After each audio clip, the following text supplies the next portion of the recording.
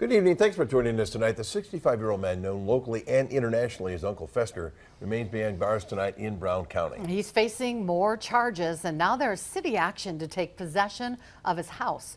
As we first alerted you last night, police arrested Stephen Priesler just 2 weeks after he posted a $100,000 cash bond for several drug charges. According to a city official, neighbors reported a disturbance at Priesler's home on South Baird Street.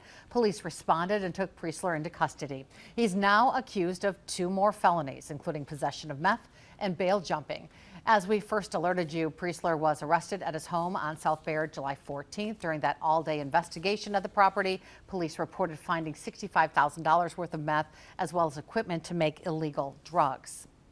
The district alderman says Priesler's home is a nuisance property. It's been that way for years. Brittany Schmidt joins us in the newsroom to tell us what action the city is taking right now. Brittany.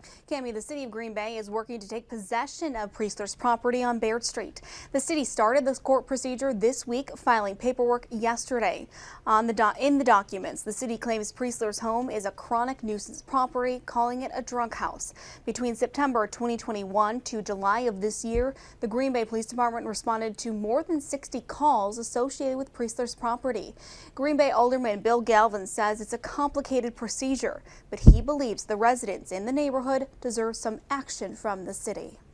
It's not something you do very often. It's not something you really want to do. I mean, you want to give people a chance. It's their property, but when that property becomes such a problem for the community, steps have to be taken to protect the community. And I agree with their decision to try and take this home. Alderman Gavin says this could take weeks or even months. According to court documents, Priesler has 20 days to respond. Cami, Bill.